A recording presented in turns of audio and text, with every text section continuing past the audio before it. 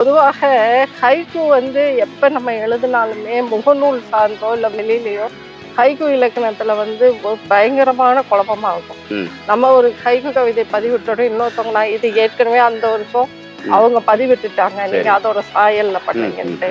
இல்லை இது ஹைக்கூவே இல்லை செஞ்சு தான், இதை எப்படி நீங்கள் ஹைக்கூவாக பதிவிட்டீங்கிற ஒரு வாதமும் விவாதமும் தொடர்ந்துக்கிட்டு இருக்க காலத்தில் எல்லா கவிதையும் எடுத்து வேக வேகமாக அனுப்பிச்சிட்டேன். நண்பர்கள் பதிப்பகம் வழியா வெளிவந்தது. அவங்களும் எல்லா கவிதையுமே மொத்தமா போட்டாங்க, அந்த புத்தகம் கூட இதுல இருக்கு. அப்ப அவங்க போன் பண்ணி கேக்குறாங்க, புத்தகத்துக்கு என்ன தலைப்பு வைக்கலாம் அப்படின்னு. தொகுப்பு நூலோட சேர்த்து பாத்தீங்கன்னா எனக்கு இப்ப 37 புத்தகம். 18 தனி, இது 37. அவையுமே இந்த அவைக்குள்ள அடக்கமாகலாம். இது என்னோட அவைக்குள்ள போயிட்டு கம்போடிய அரசும் அங்கோ தமிழ் சங்கமும் இணைந்து வழங்கிய சர்வதேச பாரதியார் விருது எல்லாரும் எனக்கு ஆதரவா தான் இருப்பாங்க. சொல்ல போனா நான் ஜூம் மீட்டிங் ஏதாவது பேசல கூட எனக்கு ஒரு ரூம் கொடுத்துட்டு அந்த ரூம்ல என் பேரன் இப்ப 1.25 வயசு ஆகுது, அவங்க கூட அப்பாய் உள்ள பேசிக்கிட்டு இருக்காங்க, நம்ம தொல்லை பண்ணக்கூடாது, அந்த கதவு கூட கட்டணும். வாய்ச்சொல்லுக்கு பயனில்லை, கண்ணோடு கண்ணோக்கின் வாய்ச்சொல்லுக்கு பயனில்லை. இல்ல இல்ல, சம்பளம் பில்லையும் கையில கொடுத்தாச்சு, நான் வேலை செய்யற இடமும் சொல்லியாச்சு, உங்க ஜாதகமும் செட் ஆயிடுச்சு, அதெல்லாம் கிடையாது, கல்யாணம் பண்ணிக்கணும், அவ்வளவுதான். நேயர்களுக்கு அன்பு வணக்கம். மீண்டும் ஒரு அழகான நேரத்தில் உங்களை சந்திக்கிறதுல உள்ளபடி எனக்கு ரொம்ப சந்தோஷம். இன்னைக்கு நிகழ்ச்சியினுடைய ஆளுமை கவிதை சார்ந்து இயங்கிக் கொண்டிருக்கக்கூடியவர். கவிதைக்கும் இவருக்கும் மிக நெருங்கிய பொருத்தம் அப்படின்னு சொல்லலாம். தன்முனை கவிதைகள் அப்படின்னு பேசும்பொழுது இவங்களுடைய பெயரை விட்டு நம்மளால யோசிக்க முடியாது. உலக நாடுகளில் இருக்கக்கூடிய இணையம் வழியாக இணையக்கூடியவர்களுடைய மிக முக்கியமான பெயருக்கு சொந்தக்காரர். அன்பின் சங்கமம் அப்படிங்கிற அமைப்பின் வழியாக மிகப்பெரிய சமூக சேவைகள்லாம் செஞ்சிட்டு இருக்கக்கூடியவங்க. எழுத்து, கவிதை, வாழ்க்கை, சமூகம் இதையெல்லாம் கடந்து இன்றைய சிறார்களுக்கும் தமிழ் சொல்லிக் கொடுத்து கவிதைகளை கற்றுக் கொடுக்கக்கூடிய ஒரு களத்தை செய்து கொண்டிருப்பவர் அன்பு செல்வி சுப்புராஜு. அவரைத்தான் இன்னைக்கு சந்திக்க போறோம். வாங்க நிகழ்ச்சிக்கு போகலாம்.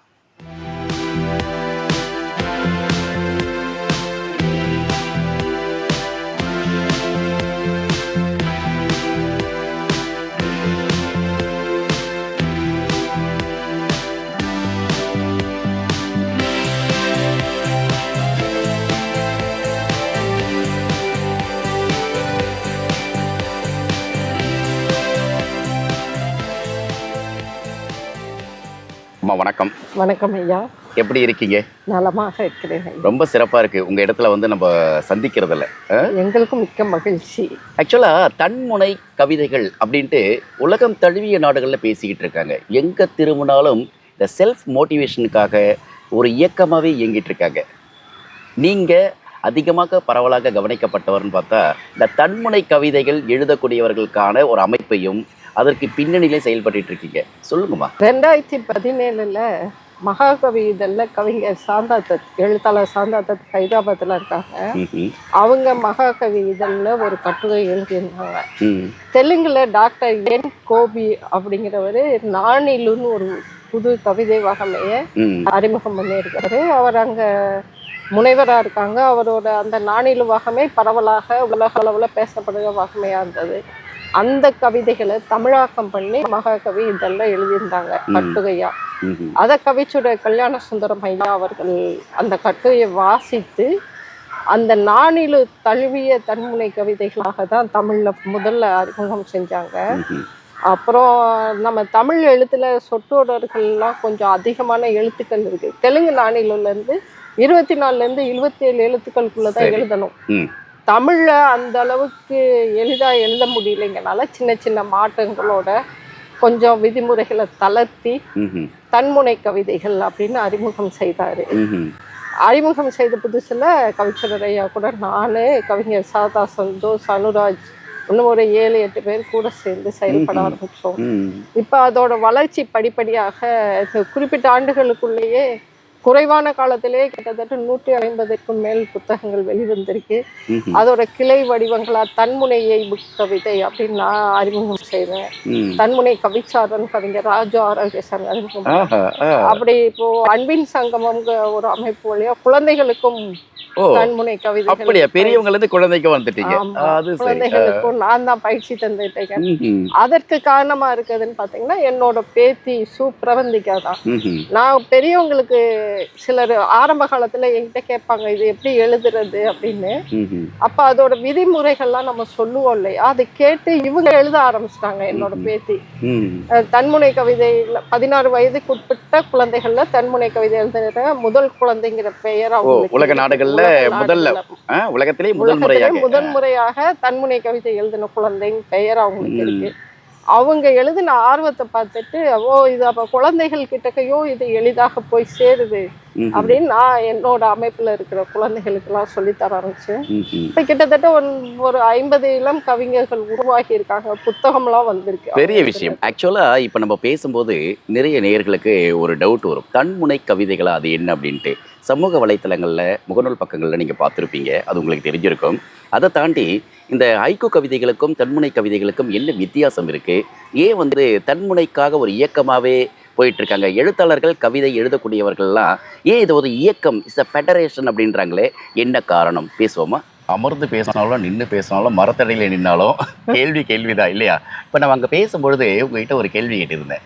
அதாவது தன்முனை கவிதைகளுக்கும் ஹைக்கூ கவிதைகளுக்கும் என்ன வித்தியாசம் அப்படின்ட்டு. பல பேருக்கு குழப்பம் இருக்குல்ல. அஃப்கோர்ஸ் எழுதுகிற அத்தனை பேருக்குமே குழப்பம் இருக்கு. நீங்க சொல்லுங்களேன். நல்ல கேள்வி இது. பொதுவாக ஹைக்கூ எப்ப நம்ம எழுதினாலுமே முகநூல் சார்ந்தோ இல்ல வெளியிலயோ ஹைக்கூ இலக்கணத்துல பயங்கரமான குழப்பமா இருக்கும். நம்ம ஒரு ஹைக்கூ கவிதை பதிவிட்டோட இன்னொருத்தவங்க நான் இது ஏற்கனவே அந்த வருஷம் அவங்க பதிவிட்டுட்டாங்க, நீங்க அதோட சாயல்ல பண்ணீங்கன்ட்டு, இல்ல இது ஹைக்கூவே இல்ல சென்டியூ தான், இதை எப்படி நீங்க ஹைக்கூவா பதிவிட்டீங்கிற ஒரு வாதமும் விவாதமும் தொடர்ந்துகிட்டு இருக்க காலத்துல இந்த தன்முனை வந்ததுதான் இப்போ வெகுவான கவிஞர்களை ஈர்த்ததற்கு முக்கியமான காரணம். அடிச்சு சொல்லணும்னா ஹைக்கூல உண்டான குழப்பம்தான் தன்முனை வளர்ச்சிக்கான பெரிய முக்கியமான காரணியாக இருந்தது அப்படின்னு நான் நினைக்கிறேன். எப்படின்னு பாத்தீங்கன்னா ஹைக்கூ இயற்கை சார்ந்து எழுதணும். அதுல சமூகத்தை கூட நம்ம சமூக கண்ணோட்டத்தை நம்ம வெளியில சொல்லணும்னாலும் இயற்கை சார்ந்து இயற்கையோட இணைந்து நம்மளோட வாழ்வியல் அனுபவங்களை சொல்லத்தான் ஹைக்கூ. அங்க உணர்வு வராது, உவமை வராது, உவமேயம் எதுவுமே இருக்காது. ஒரு 2 கருத்துக்கள்ல 3 வரிகளுக்குள்ள இயற்கையோட இசைந்து நம்மளோட வாழ்வியல் அனுபவங்களை சொல்லுவதுதான் ஹைக்கூவா இருக்கும். காட்சி படிமம் தான் அங்க முக்கியமா. சரி, தன்முனையில அப்படி கிடையாது. காட்சி படிமம் இல்ல, காட்சி படிமமும் சொல்லலாம், ஆனா உணர்வு சார்ந்து. நம்மளுக்கு முன்னுக்கு இருக்க கல்லு, ஊஞ்சல், இந்த இரும்பு, இது கூட உணர்வு இருக்கதான் நினைச்சுக்கணும். குட்டி குட்டியா கவிதைகள் எழுதுறோம், அதே சமயம் நம்ம மனசுல இருக்க எல்லா உணர்வுகளையும் அந்த பொருள் மேல ஏத்தி அது நம்மளுக்கு முன்னுக்கு இருக்கிற ஒரு உயிருள்ள ஒரு பொருளா நினைச்சு நம்மளோட உணர்வுகளை அதோட பகிர்ந்துக்கிறோம். அதாவது நானு நீ, அதான் நானிலுவோட அர்த்தம். நானும் நீயும் என்னோட உணர்வுகளை நான் உங்ககிட்ட பகிர்றேன், நீ எனக்கு ஆறுதல் தான் அப்படிங்கிற மாதிரிதான் அந்த நானிலுங்கிறது. அவ கோபி வைக்கல அப்படிதான் தெலுங்குல. கூடயே குழந்தைங்களை நானா நானின்னு அழைப்பாங்க தெலுங்குல. அதனால நானா நானிங்கிறத சுருக்கப்படுத்தி இந்த 2ஓட வகமையும் வச்சுதான் என்னோட உணர்வுகளை நீ கேளுங்கிற மாதிரியும், குட்டி பேரன் பேத்திங்க எப்படி குட்டியா இருப்பாங்களோ அது மாதிரி குட்டி கவிதை அப்படிங்கிறதுக்கு தான் நானிலுன்னு வச்சாங்க. அதுதான் தன்முனை கவிதையா மருவி இருக்கு இல்லையா. 4 வரிகள், வரிக்கு 2 அல்லது 3 வார்த்தைகள். முதல் 2 வரியில ஒரு கருத்து இருக்கணும், அடுத்த 2 வரியில முதல் கருத்துக்கு ஒத்து வந்த மாதிரி முரண் வந்த மாதிரியும் இன்னொரு கருத்து. இது கிட்டத்தட்ட பாத்தீங்கன்னா ஹைக்கூ மாதிரி தான். ஹைக்கூ 3 வரி இருக்கும், அதுலயும் 2 காட்சி வரணும், இதுலயும் 2 காட்சி தான் வருது. அதுல 7 சொல்லுக்குள்ள இருக்கணும், இதுல 8 இல்ல 12 சொல்லு இருக்கலாம். அப்படி அது ஒன்லி இயற்கையை மட்டும் பாடணும். இது அப்படி இல்லை, அழுகை, கோபம், எல்லா விதமான உணர்ச்சியும், சொல்ல போன காதல்ல இருந்து எல்லாமே பேச போறோம். என்ன காரணம் ஏன் தெரியுமா? அவங்க பேசுற வரையும் காத்துட்டு இருந்தேன்னா, ஆக்சுவலா நம்ம பேசும்பொழுது ஏதோ கிளாஸ் எடுக்கிறாங்களோ, கவிதை எழுதுவது எப்படி அப்படிங்கிற மாதிரி அப்படின்னு தோணி இருக்கும் உங்களுக்கு. இந்நேரம் தன்முனை கவிதைகளுக்கும் ஹைக்கூ கவிதைகளுக்கும் என்னப்பா வித்தியாசம்னு கேட்கும்போது அவங்க ஒரு கருத்து சொன்னாங்க. நான் ஒரு புத்தகம் காட்டுறேன் பாருங்க, மோதிரம் வரையும் நிலான்னு சொல்லிட்டு. ஏற்கனவே நம்ம நான் மீடியாவில் இந்த புத்தகத்தை விமர்சனம் பண்ணியிருக்கேன் நான். இது முழுக்க முழுக்க ஒரு ஹைக்கூ தொகுதி. தன்முனை கவிதைகளுக்காக இயக்கமாக இயங்கிக் கொண்டிருக்கக்கூடிய அன்பு செல்வி சுப்புராஜ் அவர்கள் தன்னுடைய தொகுப்பை ஹைக்கூ தொகுப்பாகவே போட்டிருக்காங்க இது முழுக்க.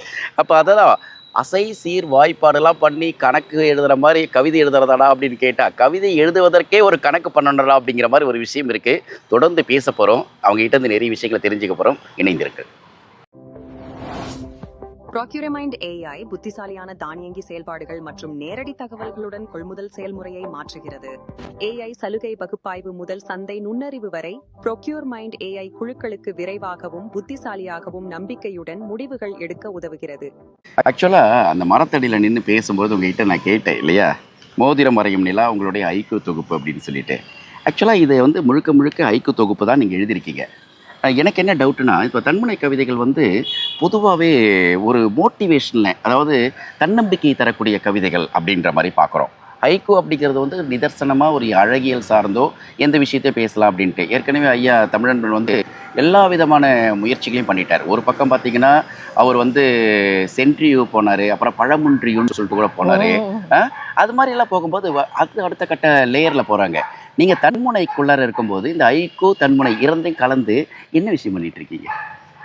என்னோட நான் முதல்ல பிறப்புல இருந்தே பாத்தீங்கன்னா ஹைக்கூ கவிஞர் தான். சரி சரி சரி. இடையில தான் இந்த தன்முனைக்கு ஓகே வந்தோம். ஓகே. என்னோட தன்முனைக்குள்ள பாத்தீங்கன்னா மேக்சிமம் படிக்கிறவங்க அப்படி எல்லாருமே பார்த்துக்கலாம், இது மக்களை பார்த்துக்கலாம். ஹைக்கூ சார்ந்து தான் இருக்கு. சரி. உணர்வுகள் இருக்கு அங்கங்க. ம். ஆனா கிட்டத்தட்ட ஹைக்கூ மாதிரி தான் தன்முனை இருக்கு. ம். பெரும்பாலும் படிமமா எழுதுறீங்க அப்படிங்கிற விமர்சனம் வந்துகிட்டு தான் ஓகே இருக்கு. ஓகே. ஏன்னா ஒரு ஹைக்கூ கவிஞர் என்னதான் தன்முனை மத்த புது கவிதை எங்க போனாலுமே ம். தரப்புல ஹைக்கூவோ தான் வந்துரும். அது கண்டிப்பா யாரோ ஒருத்தவங்களோட ஆமா, இன்ஸ்பிரேஷன் இருக்கும்ல. inspiration அது எழுதிட்டு கரெக்ட். தான் இருக்கும். அது அந்த correct. மாதிரி நான் தன்முனை எழுதுறவங்களுக்கு சொல்லி கொடுக்கறது கூட நீங்க ரொம்ப குழப்பாதீங்க. ஏற்கனவே ஹைக்கூ எழுதுறவங்களுக்கு சொல்லி கொடுக்கலையே கூட சரி. ஹைக்கூவோட ஒரு வார்த்தையை சேர்த்து போடுங்க, அது ரைட். 4 வரியா மாத்திடுங்க, தன்முனை ஆயிடும். ஓ, அது வந்து ஆக்சுவலா வந்து ஐக்கூ வந்து 3 வரிக்குள்ளே முடிக்கிற மாதிரி ஒரு முடிக்கும் மாதிரி நிர்பந்தம் இருக்கு இல்லையா? நிர்பந்தம் இருக்கு இருக்குல்ல. இல்லையா? இதுல அப்படி கிடையாது. இதுல உங்களுக்கு அந்த இது கிடையாது. 4 வரி 4 வரி 4 தான். வரிங்கல உங்களுக்கு இது 12 சொல் வரைக்கும் வரல. அது சரி. அந்த சில கட்டுப்பாடுகள் இறுக்கமான தலைகள் இருக்கும் ஹைக்கூக்குள்ள. அதுல இருந்து வெளிவந்து இவங்க எழுதையில எளிதா இருக்கும். ஓகே. ஹைக்கூ எழுதையிலேயே நம்மள அறியாம ஒரு வார்த்தை 2 வார்த்தை கூட போயிருந்தா டக்குன்னு 4 வரியா மாத்தி தன்முனையா போட்டுருங்க. அப்ப தன்முனைன்றது வந்து என்ன ஆக்சுவலா என்ன சொல்ல வரீங்க? எனக்கு என்னன்னா, நாங்க நினைக்கிறது எப்படின்னா, ஒரு தன்னம்பிக்கை தரக்கூடிய ஒரு செல்ஃப், அதாவது நம்பிக்கை விதைக்கக்கூடிய கவிதைகளுக்கானதான் தன்முனை பொழுது. தன்முனைங்கிற வார்த்தை வேணா தன்னம்பிக்கை தர மாதிரி ஆனா இருக்கலாம். கவிதை இல்லையா? கவிதை அப்பா, வந்து சத்தியமா கவிதைக்குள்ள வந்து தன்னம்பிக்கையில தேடக்கூடாது. தன்னம்பிக்கை இருக்கும். நான் அப்படி சொல்ல வரல. அந்த மீனிங்ல இந்த கவிதை வைக்கல. தன்னோட இது வந்து ஆக்சுவலி தெலுங்கு நாணிலூர்ல இருந்து பிறந்தது தான். நான் இப்ப ஹைக்கூ வந்து ஜப்பான்ல இருந்து வந்தாலும் நம்ம ஹைக்கூங்க பேர் வச்ச மாதிரி இது அப்படியே நாணிலூன்னு பேர் வைக்காம சின்ன விதிமுறைகள் மாற்றம் இருந்ததுனால புதுசா ஒரு பேர் வைக்கணும் அப்படின்னு நாங்க குரூப்பா உட்காந்து ஒரு 7 பேர் டிஸ்கஸ் பண்ணல. ஒருத்தர் சொன்னது தன்முனை கவிதைகள் வைங்க அப்படின்னு. அப்படியா? அப்படி பார்த்தா செல்ஃப் அசர்வேட்டிவ் இதுங்கிறதும் இன்னொரு தடவை கலந்து பேசி வச்சதானே தாண்டி இது நாணில கவிதையோட கொஞ்சம் சிறு மாற்றங்களோட வந்ததுதான் தன்முனை கவிதைகள். இது வந்து தன்னம்பிக்கைக்கு இருக்கு இதுல. ஆனா தன்னம்பிக்கை மட்டுமா இல்ல, எல்லா உணர்வுகளும் இதுல வரலாம். நீங்க சொன்னீங்கல்ல, ஒரு 7 பேர் சேர்ந்து ஒரு அமைப்பு நாங்க வந்து முடிவு பண்ணோம் அப்படின்ட்டு. இந்த கவிதைகளுக்கு கூட இது மாதிரி ஒரு முறைமையைப்படுத்துறதுக்கு கூட ஒரு அமைப்பு தேவைப்படுதா? ஆமா, சமயங்களுக்கு தேவைப்படுதுதான். இப்போ நாணிலூர்ல இருந்து ஏன் நீங்க ஹைக்கூவை பாரதியார் தமிழ்நாட்டுல அறிமுகம் பண்ணப்ப கூட 5-7-5 அசை இருந்தாலுமே அத கொஞ்சம் மாத்தி இப்ப தமிழுக்கு ஏத்த மாதிரி மாத்தும் போது ஒரு குறிப்பிட்ட பேர் கலந்து பேசி தானே அதை ஏத்துக்கிற வச்சுக்கிறாங்க. இல்லைன்னா அது விமர்சனத்துக்கு உள்ளாகும் தானே கண்டிப்பா. இப்பயுமே அமரன் ஐயாலாம் பாத்தீங்கன்னா 5-7-5 அசையை தாண்டி போக மாட்டாரு. அவர் தன்முனை கவிதைகளுக்கு தான். அவர் மித்ராதன ஆரம்ப காலத்துல சுஜாதா அவர்களே இதாகட்டும், முருகேஷ் ஆகட்டும், சுஜாதா ஐயா கூட 5-7-5ல இருந்து கொஞ்சம் மாறி எழுதியிருக்காங்க. முருகேஷ்லாம் நிறைய எழுதிட்டு இருந்தாரு. மாறி இருக்காங்க. அந்த அசைக்கு ஏத்த மாதிரி இல்லாம இப்ப தமிழுக்கு ஏத்த மாதிரி மாறிட்டாங்கன்றீங்க. சரி சரி சரி. ஆனா இன்னுமே அமரன் ஐயா எல்லாம் பாத்தீங்கன்னா அந்த 5-7-5 இலக்கணத்துக்கு ஏத்த மாதிரி, அந்த இலக்கணத்துக்கு ஏத்த மாதிரி அந்த வே புகழேந்தி அவங்க எல்லாம் அந்த ஹைக்கூ இலக்கணம் மாறாம எழுதிக்கிட்டு இருக்காங்க. அதுல இருந்து கொஞ்சம் நம்ம இப்படி தமிழுக்கு ஏற்ற மாதிரி மாட்டலாங்கல கூட ஒரு அமைப்பு மாதிரி ஒரு 5 பேர் 6 பேர் கலந்து பேசி தானே செய்யறாங்க. நம்ம அதனால இது ஒரு ஜூரி மாதிரி ஒரு பிளான் பண்ணி நீங்க இது பண்ணிருக்கீங்க. பாரதி அவங்க எல்லாம் கொஞ்சம் கலந்து பேசி பண்ணதுதான் அது. அப்படியா? அந்த காலத்துல இப்ப இந்த இலக்கண முறைமை வந்து நீங்க ஒழுங்குபடுத்தி வச்சிருக்கீங்க. அது ஒரு 7 பேர். அந்த 7 பேர் முதல்ல யாரு என்ன கவிச்சுடர் பண்றாங்க? ஐயா தான் இதுக்கு தலைமை. ஓகே, கானா கல்யாணசுந்தரம் இல்லையா? அவர்தான் இதுக்கான விதிமுறைகளை ஒருங்கிணைக்க ஆரம்பிச்சாரு. சரிங்க. கூட அவர் வகுத்த விதிமுறைகளுக்கு கூட சேர்ந்து அதை பலப்படுத்துறதுக்கு நானே, அப்புறம் சாரதா சந்தோஷ், அனுராஜ் அண்ணா, ஜென்சி செல்வராஜ் ஒருத்தர், அப்புறம் வேறு வதிலை பிரபா மகாகவி இதழாசிரியர் வதிலை பிரபா. சரி, அது மாதிரி கொஞ்சம் அப்படியே ஒவ்வொருத்தர் புகழேந்தி அவர் தான் ஆங்கிலத்துல பெயர் வச்சாங்க. ஓ அப்படியா? அது மாதிரி ஒவ்வொருத்தரும் இது சொல்லல, எல்லாரோட கருத்துக்களையும் கலந்து கடைசியா இறுதி முடிவெடுக்கிறது, இறுதியா அறிமுகம் பண்ணது அப்படின்னு சொன்னீங்கன்னா கவிச்சுடர் கானா கல்யாணசுந்தரம். அன்பு செல்வி சுப்புராஜ் அவர்களோட தான் பேசிக்கிட்டு இருக்கோம் இன்னைக்கு.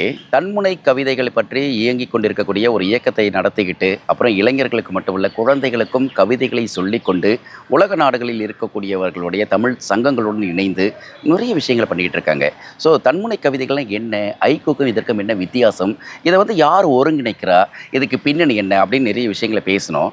ஆனால் கையில் இதுக்கிட்ட ஒரு 5 தொகுப்பு தான் இருக்குது அவங்களது. இதுக்கு மேலே அவங்களுடைய தொகுப்புகள் இருக்குது. அதை பற்றியெல்லாம் பேச போகிறோம். அதுக்கு முன்னாடி ஒரு முக்கியமான விஷயம் பேசலாம். கவிதை பேசி கொஞ்சம் அப்படியே அடுத்த கட்டத்துக்கு நகர்த்தணும். உங்களால் வந்து எப்படி இந்த இணையம் வழியாக உலக நாடுகளில் இருக்கக்கூடிய எல்லா தமிழ்ச்சங்கங்களோடையும் இணைகிறீங்களே? வாரத்தில் 7 நாள்னா அநேகமாக ஒரு 70 ஜூம் மீட்டிங்கில் பார்த்தா நீங்கள் இருக்கீங்க. எப்படி இது சாத்தியம்? என்ன பண்ணுறீங்க? இணையம் அப்படிங்கிறது இப்ப இருக்க காலத்துல உலகத்தவே சுருக்கி நம்ம உள்ளங்கைக்குள்ள கொடுத்துட்டு சொல்லலாம். பேரு தான் கனடாவில் இருக்காங்க, அமெரிக்காவில் இருக்காங்க, இங்க பிரான்ஸ்ல இருக்காங்கன்னு அது மாதிரி ஆயிடுச்சு. சொல்ல போனா நம்ம அம்பத்தூர் ஆவடிக்கு போகணும்னா பஸ் ஏறி போகணும். நான் கனடாவில் இருக்கவங்களையும் பிரான்ஸ்ல இருக்கவங்களையும் ஒரு நிமிஷத்துல இணைய வழியா இணைஞ்சு செயல்படுத்த முடியுது. அங்க இருக்கிற அமைப்புகள் பார்த்தீங்கன்னா நம்ம ரொம்ப தமிழ் ஆர்வத்தோட எப்படியாவது இந்த நாட்டில் கனடாவில எல்லாம் தமிழாளி பார்த்தீங்கன்னா அந்த பிரதமரே வந்து அந்த அமைப்புக்கு அவ்வளோ பெரிய வாழ்த்து சொல்லுவாங்க. நம்ம தமிழர்களுக்கான திருவிழாவுக்காக இந்த ஜனவரி மாதம் முழுவதாக தை மாதம்னு வச்சு அந்த நாட்டில் தை மாதம் முழுமையான தமிழ் மாதமாவே அங்கே கொண்டாடுறாங்க. அன்னைக்கு அங்கே பார்லிமெண்ட்டுக்கு போறவங்க எல்லாம் வேஷ்டி கட்டி போறாங்க. அந்த அளவுக்கு தமிழையும் கொண்டாடக்கூடிய நாடாக கனடா இருக்கு. அங்க இந்த அளவுக்கு தமிழ்ல அமைப்புல வந்து அவ்வளவு எடுத்து சொல்லுவாங்க அங்க இருக்க அரசுகளுக்கு. அந்த தமிழ் ஆர்வம் வந்து நம்மள வெளிநாட்டுல இருக்கிற நம்மளுக்கும் ஒரு ஈர்ப்பு கொடுக்கும் இல்லையா? அதனாலதான் நான் தமிழாளியில சேர்ந்து கிட்டத்தட்ட குழந்தைகள் நிகழ்ச்சி 200க்கு மேல செயல் கொடுத்துருக்கேன், தொகுத்து வழங்கியிருக்கேன். வாரம் ஒரு புத்தகம்னு ஒரு நிகழ்வு எல்லாமே நேரலையிலேயே பண்றீங்கல்ல? முக்கியமான விஷயம் சொல்லணும்னா நான் பல்ஸ் வைக்கலாம் குழந்தைகளுக்காக லைவ் டெலிகாஸ்ட் கொடுக்குறேன். இடையில ஒரு 2 வாரம் என்னால கொடுக்க முடியாதப்ப கனடா பிரதமர் அங்க கேட்டாங்களாம், என்ன ஆச்சு ஆட்சிக்கு? அங்க குழந்தைங்களுக்கு எல்லாருக்குமே நான் ஆட்சின்னு தான் அறிமுகமாயிருக்கேன். அது எவ்வளவு ஒரு அக்கறை இல்ல? ஒரு வீட்டுக்குள் நாம் நுழைவது என்பது எதன் மூலமாக அப்படிங்கிற போது அந்த உரிமையா போறீங்கல்ல, நல்ல விஷயம். பேரன் பேத்திகளா தான் இருக்காங்க உலக குழந்தைகள். அந்த மாதிரி எல்லாம் குட்டி குட்டி குழந்தைகளுக்குலாம் அது மாதிரி பிரான்ஸ்ல இருக்க வெளிவர தமிழ் நெஞ்சங்க மின்னிதழுக்கு சிறுவர் இதுக்கு பகுதிக்கு ஃபுல்லா நான் தான் பொறுப்பாளராக இருக்கேன். அட்மின் சங்கம் இல்லாம இங்க தமிழ்நாட்டிலேயோ இல்ல என்னோட அமைப்புல உலக அளவுல இருக்க குழந்தைகள் இருக்காங்க. கிட்டத்தட்ட ஒரு 16 நாட்டு குழந்தைங்க இருக்காங்க. அவங்க கொடுக்குற அந்த நாட்டுல இங்க புலம்பெயர்ந்து வாழ்ந்து கொண்டிருக்கக்கூடிய தமிழர்களுடைய பிள்ளைகள், தமிழர்களோட பிள்ளைகள் தமிழ்நாட்டுல இருந்து மேக்சிமம் இலங்கையில இருந்து எல்லாம் நிறைய இருக்காங்க. அவங்க எல்லாம் ஒரு வெளி கண்டிப்பா தேவைப்படுது. இப்ப பிரான்ஸ் நாட்டுல இருக்கிற மின்னிதழுக்கு எனக்கு உலக நாடுல இருக்க குழந்தைகள்லாம் எனக்கு புலனம் வழியா அனுப்பி தர படைப்புகளை நான் வாங்கி அதுல பிழைகள்லாம் இருக்கும், எழுத்து பிழைகள் இருக்கு, அதெல்லாம் திருத்தம் பண்ணிட்டு தமிழ் நெஞ்சம் இதழுக்கு அனுப்பினோம்னா அவங்களோட அந்த குழந்தைகளோட புகைப்படத்தோட இவங்க எழுதுற படைப்புகள், கதை, கவிதை, ஓவியம் இதெல்லாம் வரும்போது அந்த பெற்றோர்களுக்கு ஒரு மகிழ்ச்சி. கண்டிப்பா. இந்த அன்பின் சங்கமத்துல இன்னொரு விடயம் என்னன்னு பாத்தீங்கன்னா, நிறைய குழந்தைகள் தாத்தா பாட்டி இல்லாம பெற்றோர்களோட வெளிநாட்டுல வசிச்சு. கண்டிப்பா கண்டிப்பா. அதனால அந்த குழந்தைகளுக்கு இப்போ ஒரு அம்மா அப்பாவோட சார்ந்து தாத்தா பாட்டியோட பேசணுங்கிற ஆசை வரும். சில விடயங்களை தாத்தா பாட்டி இந்த நேரத்துல நம்மளுக்கு அட்வைஸ் பண்ணா எப்படி இருக்கும்ன்ட்டு இருக்கும். அந்த நேரத்துல பெற்றோர்கள் என்கிட்ட கேட்பாங்க, இப்படி என் குழந்தைகிட்ட ஒரு 10 நிமிஷம் பேசுங்க, அவளுக்கு சிலது தேவைப்படுது அப்படிங்கல நம்ம அவங்களுக்கு பேசும்போது ஒரு குட்டி கவுன்சிலிங் மாதிரி, அதே சமயம் பாசத்தோட நம்ம கொடுக்குறோம். பெரிய விஷயம். ஆட்சியாவே ஆட்சியாதான் கொடுக்கும். ஆட்சியினுடைய ஆட்சி அதல்ல, ஆட்சியினுடைய ஆட்சி எங்க இருக்குன்னா உலக நாடுகளில் இருக்கக்கூடிய இணையங்கள் இருக்கு. அப்படி கவுன்சிலிங் மாதிரி வராது. நம்ம ஒரு பாட்டியா அவங்கள்ட்ட பேசல, அந்த குழந்தைங்க மனசுக்குள்ள என்ன நினைச்சிருப்பாங்களோ நம்மகிட்ட சொல்லுவாங்க. அப்போ பெற்றவர்கிட்ட நீங்க அவங்களோட எதிர்பார்ப்பு இதா இருக்கு, நீங்க இப்படி பண்ணிக்கங்க அப்படின்னு சொல்லும்போது அவங்களுக்குள்ள இருக்க பிணைப்பு அதிகமாகுது. அது மாதிரி இப்போ என்கிட்ட குழந்தைகள் மட்டும் இல்லை, அந்த பெற்றோர்களுமே அம்மா அப்பாக்களுமே கவிதை கதையெல்லாம் எழுதுறதுக்கு ரொம்ப ஆர்வமா வந்து தொடர்ந்து எழுதுறாங்க. அதையும் நம்ம புத்தகமா போட்டிருக்கோம். அப்படியா? ஆக்சுவலா இப்போ இந்த இடத்துல சொல்லலாம், இவங்க சொன்ன மாதிரி கனடா, பிரான்ஸ் மாதிரி துபாயிலே பல ஆண்டுகள் நம்ம இருந்ததுனால நண்பர்கள் சொல்லுவாங்க, தமிழ் குழந்தைகளுக்கு தமிழ் சொல்லித் தருவதற்காக அங்கே நிறைய அமைப்புகள் இருந்தாலும் இணையம் வழியாக இது போல வெவ்வேறு நாடுகளில் இருக்கக்கூடிய ஆளுமைகள் வந்து இணைகிற பொழுது பிள்ளைகளுக்கு இன்னும் பெரிய மதிப்பு மரியாதை உண்டாகுது அப்படின்வாங்க. நீங்கள் சொன்ன மாதிரி தான், 4 மணி நேரத்தில் பாண்டிச்சேரி போக முடியல, போகிறதுக்கான ப்ராப்ளம். சென்னையிலேயே 4 மணி நேரத்தில் இங்கிருந்து அம்ஜிகரைக்கு போக முடியல, அம்ஜிகர்லேருந்து ஆவடி போக முடியல, அந்த மாதிரி பிரச்சனை. ஆனால் வெளிநாட்டுக்கு ஜஸ்ட் லைக் ஃப்ளைட்டில் ஏறி ஓடிடலாம். அதே மாதிரி இணையம் சாதாரணமாக அமைஞ்சிடுது இப்போல்லாம். இதில் இந்த புலனக்குழு வழியாக நம்ம தகவல் பரிமாறல பயிற்சி கொடுக்கல என்னன்னா, அவங்கவுங்க நாட்டிலேருந்து அவங்கவுங்களுக்கு வசதிப்பட்ட நேரத்தில் கலந்துக்கலாம். ஓகே. இப்போ நம்ம நேரடியா வகுப்பு வைக்கல, குறிப்பிட்ட நேரத்துல வரணும் அப்படி இல்லை. நான் இப்போ கவிதை பயிற்சி கொடுக்குறேன்னா தலைப்பு இது மாதிரி எழுதுங்கன்னு போடையில தமிழ்நாட்டுல இருக்க குழந்தைங்க பகல்ல போடுவாங்க, அமெரிக்காவில் இருக்க குழந்தைங்க அவங்களுக்கு பகலுங்க நம்மளுக்கு எதவா இருந்தாலும் போடுவாங்க.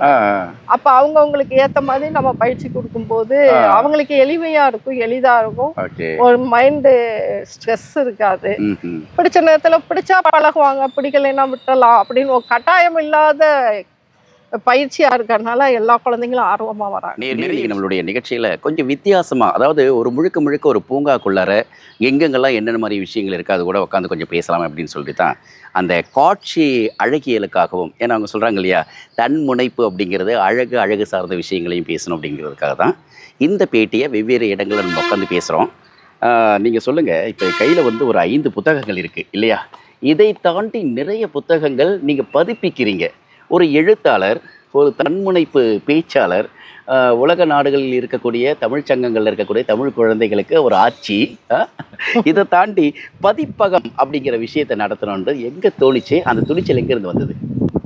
நான் முதலா ஒரு இது வரைக்கும் நான் வெளியிட்ட என்னோட சொந்த புத்தகங்கள் அப்படின்னு பார்த்தாலே தனி நூல்களாக கிட்டத்தட்ட ஒரு 18 புத்தகம் போட்டுருங்க. தொகுப்பு நூல் ஒரு நிமிஷம் 18 தொகுப்பு நூல்களோட சேர்த்து முடியல, இருங்க கொஞ்ச நேரம் இருங்க. என்ன எத்தனை புக்கு சொன்னீங்க? தனி புத்தகமா 18 போட்டுருக்கீங்க.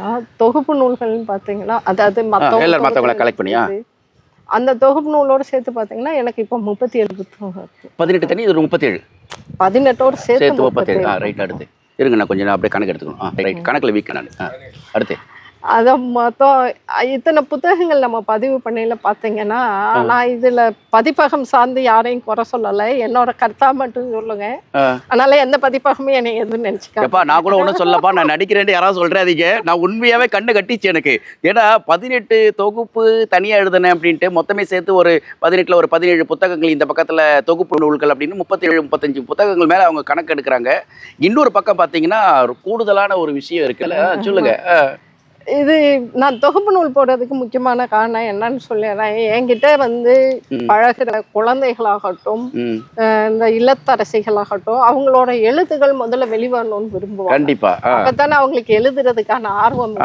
கண்டிப்பா, அது எப்படி வராம இருக்கும். எனக்கு என்கிட்ட எழுத பயிற்சி எடுக்கிறவங்களோ இல்ல என் கூட சேர்ந்தவங்களோ தொடர்ந்து எழுதணும், அவங்க புத்தகம் போடணும், அவங்க முகம் வெளிச்சத்துக்கு வரணும் அப்படிங்கிறதுல ரொம்ப ஆர்வம். உதாரணத்துக்கு சொல்லணும்னா எழுத்தாளர் தாவுமா அவங்கள சொல்லலாம். அவங்க ஒரு குழந்தையோட அம்மாவா தான் அன்பின் சங்கமத்தில் அறிமுகமானாங்க. அந்த குழந்தைகளுக்கு பயிற்சி கொடுக்கையில அவங்க எழுத ஆரம்பிச்சாங்க. ஓகே. அவங்க ஃபர்ஸ்ட் தயங்குனாங்க, இது தன்முனை கவிதை மாதிரி இருக்கா ஆச்சுன்ட்டு. உங்களோட எழுத்து நிச்சயமா நல்லா இருக்கு, எழுதுங்கன்னு சொல்லல. அவங்களுக்கு அந்த பயிற்சி அதிகமாகி ஊக்கம் அதிகமாகி இப்ப அவங்க எழுதி புத்தகமும் போட்டிருக்காங்க. அது சார்ந்து இல்லாம இப்ப அவங்க வீட்டுல வந்து அவங்கள வெறும் இல்லத்தரசி தான், உனக்கான தனி முகம் இல்லைன்னு சொல்லிட்டு இருந்தாங்களாம். அவங்க உறவுகள், கணவர் இல்ல, உறவுகள் சொல்லிட்டு இவங்க இப்ப ஒரு கவிஞரா எழுத்தாளரா அந்த நாகப்பட்டினத்துல அறிமுகமாகி அவங்களுக்கு இப்ப தாமுக சாலை சேர்ந்து பெரிய ஒரு கூட்டம் இருக்கு, ரசிகர் கூட்டம். அவங்க இப்ப நம்ம விழாவில கூட வந்திருந்தாங்க. ரொம்ப தன்னம்பிக்கை அதிகமாகி எனக்கான முகம்னு ஒரு எழுத்தாளர் முகத்தை உருவாக்கி இருக்கேன். கண்டிப்பா அந்த மாதிரி இருக்கிறவங்களும் சரி, நாங்களும் சரி ஒரு பெரிய பதிப்பகத்துக்கு போறோம்னு வச்சுக்கோங்க. நிச்சயமா யாரும் தவறா சொல்லுங்க. பதிப்பகத்துக்கு போகணும்னா என்ன சொல்லுவாங்கன்னா, புத்தகம் கொடுக்குறோம், எங்களோட படைப்புகள் முதல்ல கவிதைனாலே குப்பை அப்படிங்கிற ஒரு பேச்சு வருது. பொதுவாகவே நூலகத்திலேயே வந்து பாத்தீங்கன்னா நூலக ஆணை கூட கவிதைகளுக்கு கொடுக்கறது இல்லை அப்படிங்கறதே ஒரு வருத்தமான செய்தி. பதிப்பகத்துல நாங்க போய் முதல்ல கேள்வி கேட்கலையே கவிதை புத்தகம் கொண்டு வந்திருக்கோம் அப்படிங்கல குப்பை அப்படிம்பாங்க. அதை தாண்டி ஏன்னா இப்ப பதிப்பகங்கள்ல 2 விதமா இருக்கு. ஒரு விதம் வந்து அவங்களே படைப்பாளர்கள்ட்ட வாங்கி பதிப்பு பண்ணது, இன்னொரு விதம் படைப்பாளர்கள் இவங்களோட தொகையை கொடுப்பாங்க, அமௌண்ட்டை கொடுப்பாங்க. 100 புத்தகத்துக்கு இவ்வளவு, 500 புத்தகத்துக்கு இவ்வளவுன்னு பதிப்பகம் கேட்குற அமௌண்ட் கொடுப்போம். கொடுத்து அவங்க பதிப்பிக்கையில இப்ப எங்க காசு, எங்க படைப்பு, நாங்க உங்ககிட்ட கொடுக்குறோம், உங்க பதிப்பக பேர்ல நீங்க போட்டு தரீங்க, உங்க பதிப்பகம் எங்களுக்கு ஒரு பிராண்டா இருக்கு, அதெல்லாம் ஒத்துக்க முடியும். ஆனா அந்த குப்பைங்கிற வார்த்தை வந்து பதிப்பகங்களே சொல்லுதா? பதிப்பகம்லயே ஃபர்ஸ்ட் ஒரு சில பதிப்பகங்கள் சொல்றாங்க, எல்லா பதிப்பகம் இதெல்லாம் போடுவாங்களா அப்படின்னு. கவிதைங்களே அதை வாங்கி பார்க்க மாட்டாங்க. பாக்கிறதுக்கு முன்னே நீங்க கொடுத்து போட்ட சொல்ல கூட வாங்கி பாக்குறதுக்கு முன்னே இது குப்பைன்னுவாங்க, இது சேல்ஸ் ஆகாதுமா அப்படிம்பாங்க. ஒரு சில இதுல வந்து அந்த மாதிரி வார்த்தை சொல்லாம இது சேல்ஸே ஆகாதுமா, போட்டு என்ன பயன் அப்படிம்பாங்க. ஒரு சில இதுல ISBN வாங்க சொன்னா கவிதைகள்லாம் வாங்க முடியாது அப்படிங்கிற மாதிரி எனக்கான சில அனுபவங்கள். அந்த அனுபவத்தின் வெளிப்பாடால. ஆமா, இதையும் தாண்டி நம்ம உரிமைன்னு நம்ம பேர் போடுவாங்க. சரி, பதிப்பகம்ல ஆசிரியருடைய உரிமை ஆசிரியருக்கு போடுவாங்க. சரி, நம்ம தான் எல்லாம் வடிவமைக்கிறதுல இருந்து எல்லாத்துக்கும் பைசா கொடுத்துருக்கோம். அங்க பாத்தீங்கன்னா நம்மளோட புத்தகம் சேல்ஸுக்கு போய்கிட்டு இருக்கும். என்னோட ஒரு புக்கெல்லாம் ஒரு வருஷம் நல்லாவே போச்சு. ராயல்ட்டியே வர்றது இல்லையோ? ராயல்ட்டி விடுங்க, செலவழிச்சதெல்லாம் நம்ம அட்லீஸ்ட் உங்க புக்கை நாங்க சேல்ஸ்க்கு வைக்கிறோம் அப்படின்னு நம்மள்ட்ட ஒரு தகவலா சொல்லலாம். எங்களுக்கு பணம் தாண்டி ஒரு தகவல். இப்ப உங்க புத்தகத்தை நான் இப்படி வச்சிருக்கேன், இவ்வளவு சேல்ஸ் ஆச்சுன்னா ஒரு சின்ன சந்தோஷம். நம்ம எழுத்து இத்தனை பேருக்கு இந்த மாதிரி எல்லாம் வராது. நம்மள பார்த்து என்னங்க புத்தகம், ஆமா எங்க பதிப்பகம்ல போட்டீங்கல்ல நாங்க வைக்கிறோம் அப்படிங்குவாங்க. சரி, சேல்ஸ் ஆச்சு, அது எங்க சேல்ஸ் ஆகுதும்பாங்க. ஆனா கடைசியா பார்த்தோம்னா நம்மள்ட்ட அந்த பதிப்பகம்ல வாங்கினவங்க நம்மள்ட்ட சொல்லுவாங்க, இவ்வளவு வாங்கணும் அவ்வளவு வாங்க. இதெல்லாம் யோசிச்சேன், நம்ம ஏன் இவங்கள்ட்ட கொடுத்து கெஞ்சி அதுக்கு அடுத்த போட்டு அது அவங்க சேல்ஸ் பண்ணி பேசாம நம்ம அமைப்பு சார்பா நம்மளே ஒண்ணு ஆரம்பிச்சுட்டா என்ன ஆரம்பிச்சுட்டு இந்த முடியாதவங்களுக்கு கூட கொண்டாங்க, நான் போட்டு தரேன். பதிப்பகத்துடைய உங்களுடைய பேர் வந்து என்ன வச்சிருக்கீங்க? எங்க அமைப்பு பேர்ல தான் இப்போதைக்கு செயல்பட்டு. அன்பின் சங்கமம் இதான் வந்து பதிப்பகத்துக்காக பின்னணி. எவ்வளவு வருஷமா பதிப்பகத்துல இருந்து புத்தகங்கள் கொண்டு வரீங்க? நான் இப்ப பிசினஸா இது பண்ணல. பதிப்பகமாவே நீங்க எவ்வளவு வருஷமா? எங்க ஒரு 5-6 வருஷத்துக்கு 5-6 ஆண்டுகளா பதிப்பகத்தினுடைய செயல்பாடு இருக்கு. அன்பின் சங்கமம் எங்களோட புத்தகங்களை மட்டும் பதிப்பிக்கிறோம். உங்க அமைப்புல இருக்கக்கூடியவர்களுக்கு எத்தனை தொகுப்பு வந்திருக்கு இது வரைக்கும்? இது வரைக்கும் ஒரு 25. ஒரு 25க்கு வந்துட்டீங்க, ஒரு 25 டைட்டில் வந்துட்டீங்க. அன்பின் சங்கமம். சரி, அன்பின் சங்கமம் சொல்றாங்களே, அன்பின் சங்கமம்னா என்ன, பின்னணியில என்ன இருந்தது, அதுக்காக அவங்க எதுக்காக இவ்வளோ முக்கியத்துவம் கொடுத்து அதை நடத்துகிறாங்க, அதை பற்றிலாம் தெரிஞ்சுக்கலாமா? என்னடா 3 பேர் உட்காந்துருக்காங்களே அப்படின்னு சொல்லிட்டு நீங்கள் பார்க்கலாம். இது வரைக்கும் அன்பு செல்வி சுப்புராஜ் அவர்களோட தான் பேசிக்கிட்டு இருந்தோம். திடீர்னு நடுவில் ஒருத்தர் இருக்கார், யாருன்னு பார்க்குறீங்கல்ல, தெரியும். சுப்புராஜ் சார் வந்து அவங்களுடைய துணைவர். அவரும் வந்து ஒரு ஆகச்சிறந்த ஒரு எழுத்தாளர், கவிஞர், அப்புறம் தன்முனைப்பு இயக்கம் சார்ந்து இயங்கிட்டு இருக்காங்க இல்லையா அன்பு செல்வி மேடம். அவங்களுடைய செயல்களுக்கு எல்லாம் இவங்க தான் வந்து பேக்கப். இவங்க இல்லைன்னா அவங்க இயக்கம் இல்லை அப்படிங்கிறது ஒரு செய்தி. சரி, இதெல்லாம் நம்ம ஓவராக சொல்லிட்டோம். இருந்தாலும் நிலவோடு நான் அப்படிங்கிற ஒரு தொகுப்பு ஒன்று படித்தேன். அது அவங்க கொடுத்த தொகுப்பு தான். எல்லாமே காதல் கவிதைகளாக இருந்தது. என்னடா காதல் கவிதைகளாகவே இருக்குது அப்படின்னு கேட்டதுக்கு அவங்கள கேட்டேன், காதல் கல்யாணமா அப்படின்ட்டு. ஆஃப் த ரெக்கார்டில் 1000 இருக்கும் ஐயா, உனக்கு என்ன அப்படின்னோடனே அவர் பார்த்தாரு என்ன, அந்த ஸ்பாட்டில் பண்ண முடியாதா அப்படின்ற மாதிரி. சரி கூப்பிட்டு உட்கார வச்சுருவோமே அப்படின்னு சொல்லிட்டு உட்கார வச்சிட்டேன். அண்ணே வணக்கம். வாழ்க்கை வளமுடன். எப்படி இருக்கீங்க? எல்லாம் பகவான் கிருபையில நல்லா இருக்கும். அருமையாக இருக்கீங்க, சூப்பரு. சரி, ஆக்சுவலாக நிலவோடு நான் அப்படின்னோடனே இந்த தொகுப்பு போடும்போது உங்ககிட்ட சொல்லிட்டு போட்டாங்களா இல்லை சொல்லாமல் போட்டாங்களா? சொல்லாம போட்டாங்க. அப்படியா? ஆமா. ஆஹா, இது எல்லாமே காதல் கவிதைகளாமே. நான் என்ன நினைக்கிறேன், ஏதோ நிலவு கூட பேசுறாங்க போல தெரியுது. சரி பேசிட்டு போறாங்க, நம்மளுக்கு ஒன்றும் தொல்லை இல்லை. அதாவது வீட்டுல தொல்லை இல்லாம எந்த வேலை செஞ்சாலும் யாருக்கும் பதில் இல்லை. சரி, அதனால சோளக்காட்டு பொம்மை இருக்கு பாத்தீங்களா? ஆமா, அது யாருக்கும் தொல்லை இல்லாம அடுக்க உட்காந்து சரி நின்னுகிட்டு இருக்கோம். அது மாதிரி எதை எழுதுறாங்க நம்மளுக்கு தொல்லை இல்லாம இருக்குன்னு நினைச்சேன். கடைசியில படிச்சு பார்க்கும்போதும் அது எங்கேயோ போகுது. பூமியில இருந்து வானத்துக்கு போய் 9 கிரகங்களும் சுத்திருச்சு. ஆமா, சுத்தி மயக்கம் போடுற அளவுக்கு ஆயிப்போச்சு. அப்படியா? தாக்கம். அப்படியா? ஐயோ, ஏன்னு சொல்றீங்க? என்ன காதலிக்கு வெண்ணிலாவே, நீ இளையவளா மூத்தவளா வெண்ணிலாவே ஒரு காலத்துல உங்க பீரியட்ல பாடின பாட்டு தான் இல்ல? ஆமா ஆமா. ஐயோ, எங்க அம்மாவே எனக்கு வெண்ணிலாவை காட்டிதான் சோறு ஊட்டுனது. இப்ப லாஸ்ட்ல வெண்ணிலாவே காதலாக்கி விட்டுருக்காங்க. எங்க அம்மா அங்க மேலே இருக்காங்க. அவங்களே எப்பா உனக்கு ஒரு வெண்ணிலாவை கொடுத்துருக்கேன், நீ அதுல ஆன்மீகத்தையும் கவிதையும் கட்டுரையையும் அன்பையும் பண்பையும் பாசத்தை எல்லாம் அதுலயே செலுத்துறான்னு சொல்லிட்டு போயிட்டாங்க. அப்படியா?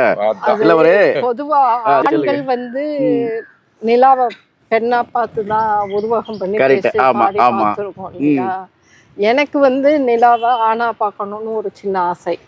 சூப்பருங்க. அதாவது நான் ஒரு கவிதையில் எழுதியிருப்பேன், ஆண் சூரியன் அப்படிங்கிறதப்ப பெண் சூரியன் ஆண் நிலா அப்படின்னு சொல்லிட்டு ஒரு இடத்துல எழுதியிருப்பேன். அந்த நிலாவை ஆனா பார்க்கையில அந்த இவரோட முகம் வரும். இப்ப நான் நேரடியா இவர் இப்ப பேசலையே பார்ப்பீங்க, இவ்வளவு பேசுறாங்க. நேரடியா இவர்கிட்ட என்னோட ஆதங்கத்தையோ கோபத்தையோ எதையுமே சொல்ல முடியாது, காதலையோ சொல்ல முடியாது. அந்த புத்தகத்துல முழுமையா பாத்தீங்கன்னா கண்ணுல காட்டுவாங்களா? அந்த புத்தகத்துல முழுமையா பாத்தீங்கன்னா எல்லா விதமான காதல் உணர்வு 80% இருக்கும். அதபடி இவர் சில சமயங்கள்ல நம்மள பிரிஞ்சு இப்போ மிலிட்டரியில வேலை பார்த்தாங்க, அப்ப வேற ஊருக்கெல்லாம் போயிட்டாங்கன்னா ரொம்ப நாள் ஆகும். அப்ப பெரும்பாலும் ஏக்க உணர்வுகள் சிலது வரும் இல்லையா? அந்த ஏக்கம், காதல், கோபம், ஆதங்கம் எல்லாம் இவருக்காக நான் எழுதி வச்சிருந்தது. எனக்கு அடுத்து எங்க பரம்பரையில இருக்கிற என் பேரன் பேத்திகளுக்கெல்லாம் நம்ம ஆச்சி தாத்தா மேல எப்படி இருக்காங்க, நம்ம எவ்வளவு அஃபெக்ஷனா இருக்கணும் அப்படின்னு அதை பதிவு பண்ணணும்ன்றதுக்காக இந்த புத்தகம் போட்டேன். ஆச்சி தாத்தாவும் லவ்வா இருக்காங்க, நம்ம யாரையும் கவ கூடாது, கண்டினியூ பண்ணணும். அருமையா. அதாவது ஆக்சுவலா ஒரு கவிதை திடீர்னு புரட்டினேன். தகப்பன் சாமியவன், தன்னிகர இல்லா அழகனவன், முத்தமிழின் நாயகன், அறுபடை வீடு கொண்டவன், அசுரம் அழித்த சினம் தணிக்க தன்னொளி தருகிறாயா வெண்ணிலவே. உங்களை தான் சொல்றேன். சொல்லுங்கம்மா. ஆக்சுவலா நிலவோடு நான் முழுக்க சார், நிலவு என்ன பண்ணுதுன்னா அது நம்மளை பார்க்கும், பேசாது. அது குளிர்மையா நல்ல குளிர்ச்சியான ஒரு இதயங்களை ஒண்ணு சேர்க்கும். அதாவது வாய்ச்சொல்லுக்கு பயனில்லை, கண்ணோடு கண்ணோக்கின் வாய்ச்சொல்லுக்கு பயனில்லை. நாங்க ரொம்ப நாளா இந்த வெளியில டியூட்டி போறது அது போறது கண்ணோடு கண்ணு தான் பேசிக்கிறது. வாய்ச்சொல்லுக்கு அங்க வேலையே இல்லை. ரைட்டு. வாய்ச்சொல்ல ஆரம்பிச்சோம்னா சரி, அது பொய் சொல்லாயிடும். கூட்டு குடும்ப சூழல் இருந்தது. நான் சொல்லியிருக்கேன் இல்லையா, எங்க மாமியாரும் எங்களோட இருந்தாங்க, அம்மாவும் இருந்தாங்க, என் அண்ணன் தம்பிங்க இருந்தாங்க, இவரோட அண்ணன் தம்பி ஒரு பெரும் கூட்டமா இருப்போம். அப்ப எங்களுக்குள்ள நேரடியா பேசிக்கிறதுக்கான கால சூழலும் குடும்ப சூழலும் ஒத்து வராதப்ப இவன் சொன்ன மாதிரி கண்ணோடு கண் பேசிக்கிற வேண்டும். எழுத்துக்களை இப்படி நாட்காட்டில எழுதி டைரியில எழுதி வச்சுட்டு அப்புறமா கொடுத்துக்க வேண்டியது. பரவாயில்ல. ஒரு ஆணுடைய வெற்றியை ஒரு பெண் தீர்மானிக்கிற மாதிரி ஒரு பெண்ணுடைய வெற்றிக்கு பின்னாடி மிகப்பெரிய தீர்மானங்களை ஆண்கள் செய்து கொண்டு அது ஒரு கணவன் செய்யறது ஒரு மிகப்பெரிய வரம் இல்லை? இவர் கணவராகிறதுக்கு முன்னுக்கே என்னோட வெற்றியை தீர்மானிச்சுட்டாங்க. அப்படியே இதை நான் பதிவு பண்ணி ஆகணும். சொல்லுங்க. இது எங்களுக்கு தெரியணும்ல, உலக மக்களே பாத்துக்கங்க. ஆட்சியுடைய காதல் கதையை சொல்றாங்க. ரைட். என்ன பெண் பார்க்க வரையில சொல்லிட்டு வரல. என்னோட அப்பா உடல் நலம் சரியில்லாம மருத்துவமனையில அட்மிட் ஆயிட்டு டாக்டர் அவங்களுக்கு தேதி குறிச்சிட்டாங்க, இதுல இந்த இதுல அப்பா இது பண்ணிடுவாங்கன்னு. அப்படி ஒரு எங்க வீட்டுல ஒரு சிக்கலான சூழல். அம்மா அப்பாவை பார்க்க மருத்துவமனைக்கு போயிட்டாங்க கூட இருக்க. இவங்க அப்பாவும் பொண்ணு பார்க்க வராங்க. நான் மட்டும் வீட்டுல ஒரு பாவாடை சட்டை போட்டுட்டு வீடை கிளீன் பண்ணிக்கிட்டு இருக்க நிக்கிறாங்க. சரி, யார் நீங்க பிள்ளைலாம் வரக்கூடாது. அப்ப நான் சொசைட்டி வேற தையல் பயிற்சி பள்ளி நடத்திக்கிட்டு இருந்தேன். பிள்ளைலாம் வராதிங்க யாரு அப்படி இப்படிங்கல. உங்களுக்கு எந்த பிரச்சனையும் இல்லை. நிறைய பேசணும். பேசல அவங்க அப்பா வந்து என்னை அவ்வளோ கன்வின்ஸ் பண்ணாங்க பொண்ணு பார்க்க வந்துருப்போன்ட்டு. எனக்கு என் குடும்ப சூழல்ல கல்யாணம் முடிக்கிறதுக்கு அப்ப விருப்பம் கிடையாது. சரி, அதனால இல்லை நான் மாட்டேன் அப்படின்னு பேசிக்கிட்டு இருக்கேன். வீட்டில் அனுமதி கேட்காம எப்படி பொண்ணு பார்க்க வந்தீங்கன்னு.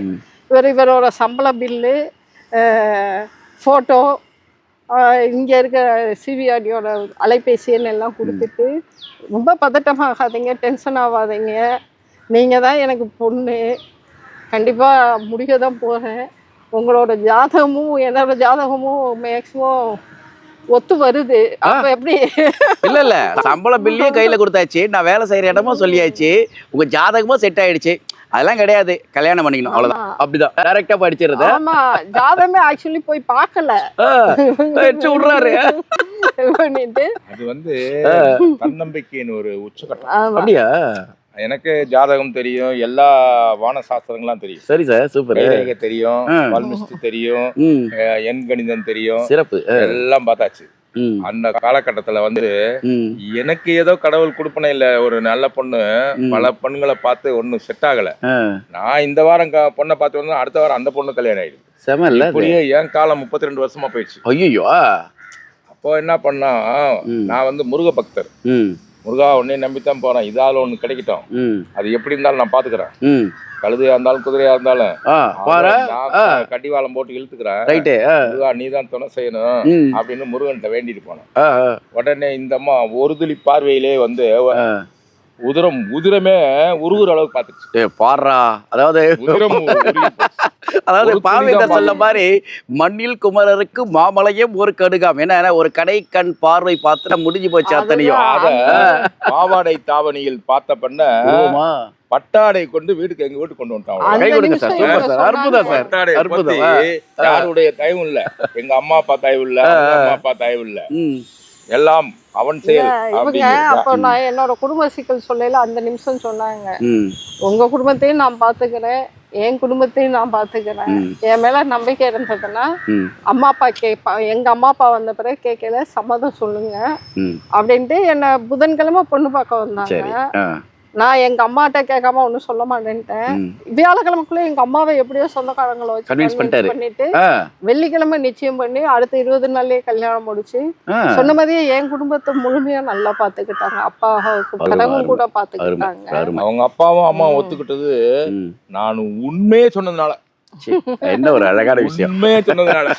ஆக்சுவலா அதாவது 2 பேருமே வந்து கவிதை எழுதுறாங்க, 2 பேருக்குமே இலக்கியம் பிடிச்சிருக்கு, 2 பேருக்குமே அந்த ஒரு வாழ்க்கையில் தனக்கு என்ன பிடிக்குமோ அது உனக்கு பிடிச்சிருக்கா, ரைட், உனக்காக நான் மாற்றிக்கிறேன், இல்லை எனக்கு இது பிடிச்சிருக்கா அதுக்காக நான் வந்து கொஞ்சம் சப்போர்ட் பண்ணுறேன் அப்படிங்கிற மேட் ஃபார் ஈச் அதர் அப்படிங்கிற விஷயம் வந்து அவசியமாக தேவை.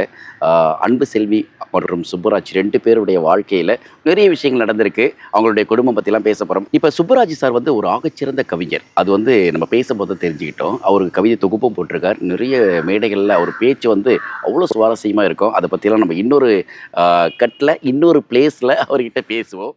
அழுக்கை உண்டு வாழும் இடத்தை சுத்தமாக்குகின்றன நீந்தும் மீன்கள், சோளக்காட்டு பொம்மை காவல் தரும் என்ற நம்பிக்கையில் தழுவும் உறக்கம், தொடரும் போர்கள், வளர்ந்து வரும் பொருளாதார சிக்கல்கள், புலம்பெயரும் மக்கள், பரவலாக்கப்படுகிறது தமிழ் மொழி வளம், தவறுகள் நடுவில் கேலிக்கு உரித்தாகிறது நேர்மை, விடியல் வேலை மெல்ல விலகுகிறது அடர் இருள், சரு குவியலில் ஊடாக எட்டி பார்க்கிறது சிறு துளிர், வெட்ட வெட்ட பகை மறந்து பலன் தருகின்றது முருங்கை மரம், அடுத்தவர்களின் உணவிற்கு அயராது உழைக்கின்றான் உழவன், தடம் மறைந்து தடுமாறி போகின்றன காட்டு விலங்குகள், பசுமை காடுகள் பரவசத்தை தருகிறது பறவைகளின் சத்தம், பெருகும் இனப்பெருக்கத்தால் அழியாமல் காக்கப்படுகிறது பசுமை காடுகள், விரிந்த மலர்கள் காத்து கொண்டிருக்கின்றன தேனருந்தும் வண்டுகளுக்கு, மரங்கள் வளர்ப்பில் பெருகி வரும் வனங்கள் சுற்றுச்சூழலுக்கு விடியல். ஒன்றையொன்று வேகமாக முந்திச் செல்லும் வாகனங்கள் சேருமிடம் வேறு. கூடிய கருமேகங்கள் பொழிய குளம் தேடும் வானம் பயணம் தொடர்கிறது. அன்பு செல்வி சுப்புராஜு அவர்களோட தான் பேசிகிட்டு இருக்கோம். கொஞ்ச நேரத்துக்கு முன்னாடி திரு சுப்பராஜ் அவர்கள் வந்து பேசிகிட்டு இருந்தார் இல்லையா, அவருக்காகவே வந்து நிலவோடு நான் அப்படிங்கிற ஒரு கவிதை தொகுப்பு, காதல் கவிதைகளாக அந்த தொகுப்பை வெளியிட்டிருந்தாங்க அன்பு செல்வி அவங்க.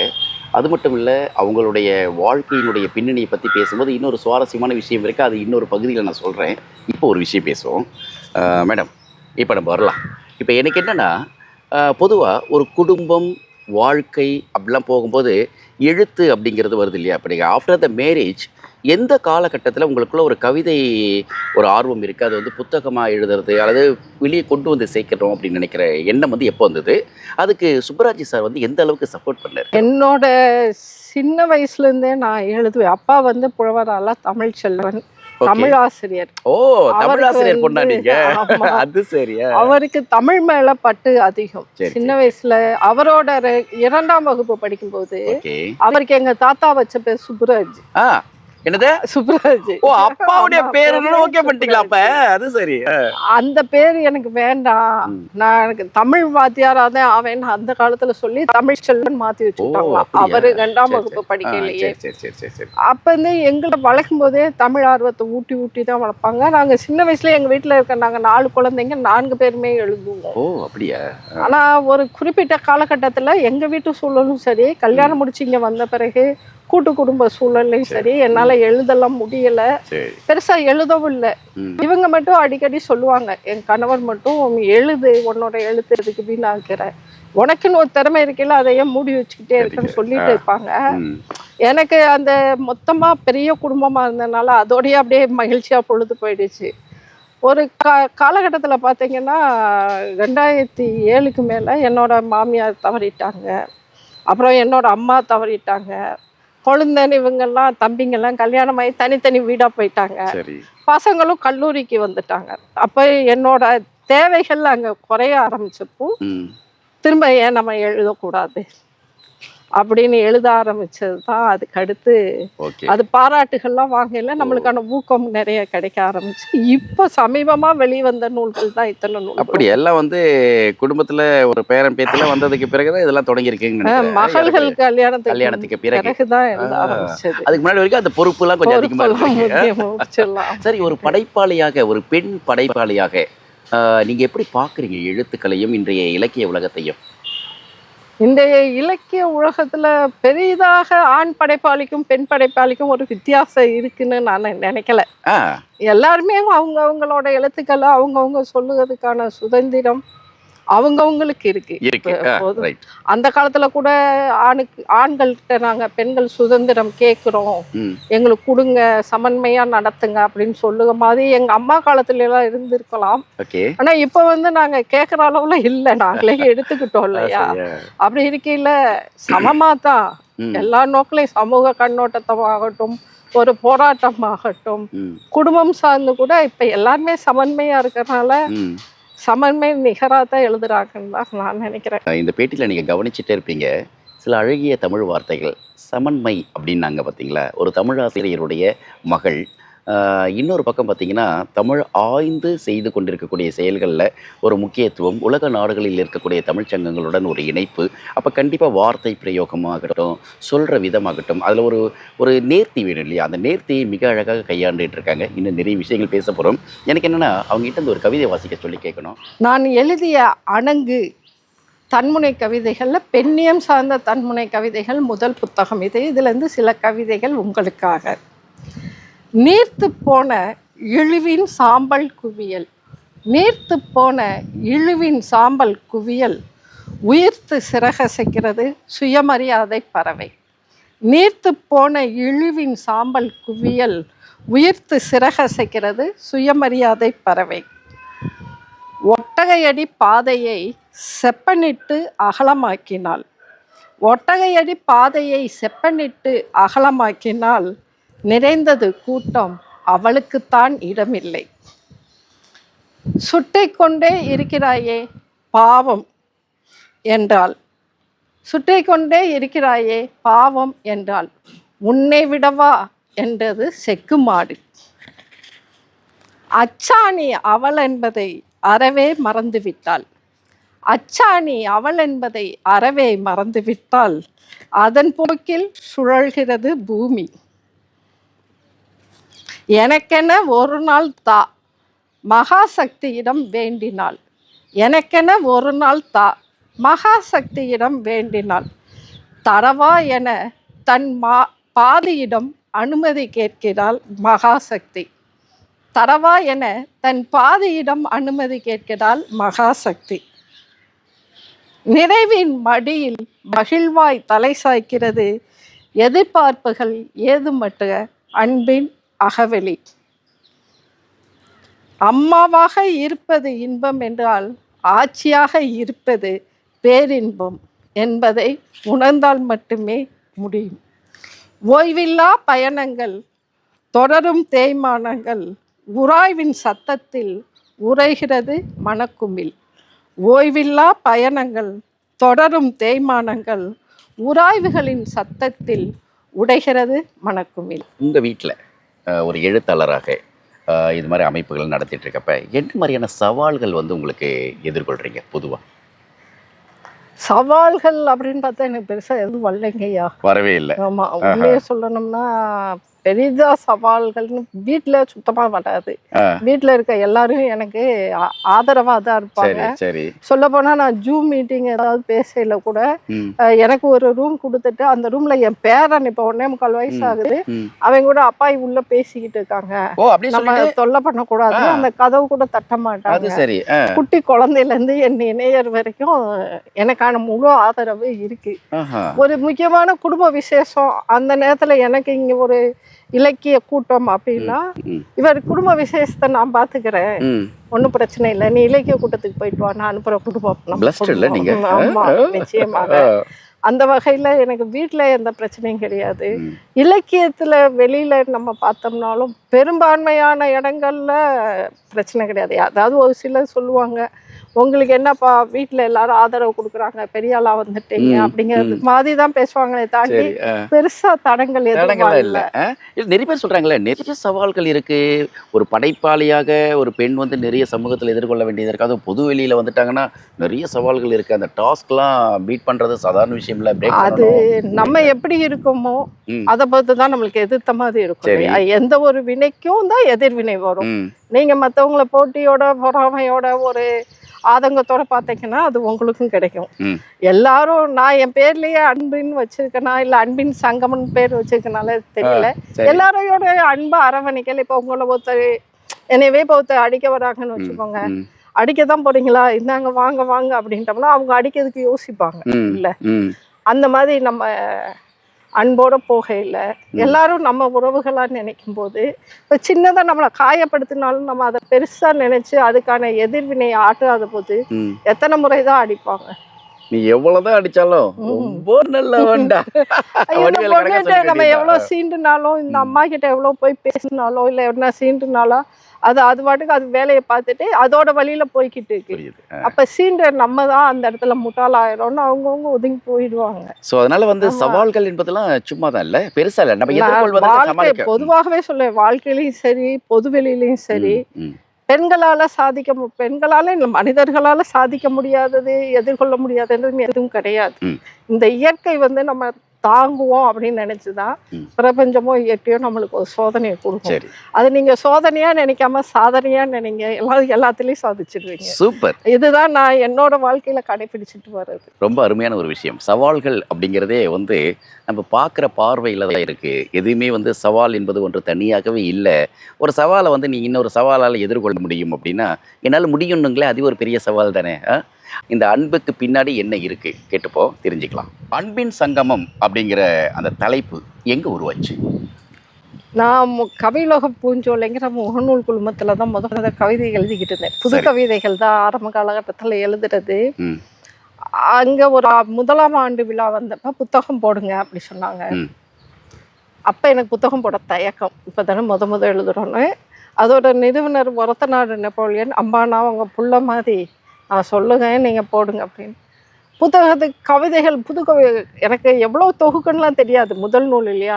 எழுதின எல்லா கவிதையும் எடுத்து வேக வேகமாக அனுப்பிச்சிட்டேன்.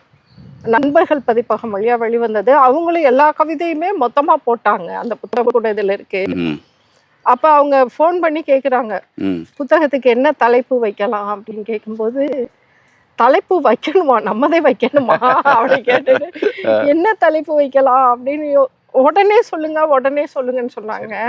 உடனே என்ன தலைப்பு சொல்ல முடியும் அப்படின்ட்டு என் பேரோட சேர்த்து நான் எழுதின கவிதை அன்பின் கவிதைகள் அப்படின்னு வச்சுடுங்க அப்படின்னு வச்சது. சரி, அது அந்த புத்தகம் போட்ட ராசி இன்னைக்கு 33 புத்தகங்கள் 36 புத்தகங்களுக்கு மேல போகையில் இந்த அன்பு அப்படிங்கிறது எல்லா இடத்துலையும் பேரை தாண்டி உணர்வு பூர்வமாகவும் உலகத்தை ஆளுக ஒரு விஷயம் இல்லையா.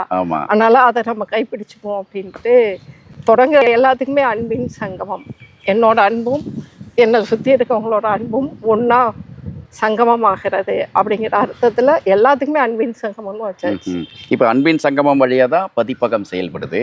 அன்பின் சங்கமம் வழியாக தான் நீங்கள் மற்ற சமூக சேவைகளும் பண்ணுறீங்க இல்லையா? குழந்தைகள் அமைப்பும் அன்பின் சங்கமம் தான். எங்களோட எல்லா செயல்பாடுகளும் நான் தொடங்கியிருக்க யூடியூப் சேனல்லேருந்து எல்லாமே அன்பின் சங்கமம் தான்.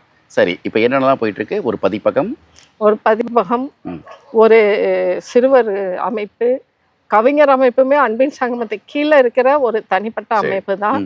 அது இல்லாமல் இப்போ என் கணவர் செய்கிற எல்லா சேவாலயாலேருந்து பல அமைப்புகளுக்கு சேவை அமைப்புகள்லாம் கொடுக்கறதெல்லாம் இந்த அன்பின் சங்கமம் அப்படிங்கிற அமைப்பு வழியாக தான் பண்ணிக்கிட்டு இருக்கோம். இந்த தன்முனை கவிதை படைப்பாளர்கள் பேரவையுடைய பின்னணியை பற்றி கொஞ்சம் தெரிஞ்சுக்கணும். இதுக்கான ஒரு பேரவையை உருவாக்கணும். நீங்கள் 2017 கவிச்சுரை காணா கல்யாண சுந்தரம் ஐயா தொடங்கின அந்த தன்முனை கவிதைகள்ங்கிறதுக்காக ஒரு குழு தொடங்கினாங்க, அமைப்பு தொடங்கையில். தன்முனை கவிதைகள் அமைப்பு குழுமம் அப்படின்னு தான் தொடங்கியிருந்தாங்க. அதில் தான் நாங்கள் செயல்பட்டுக்கிட்டு இருந்தோம்.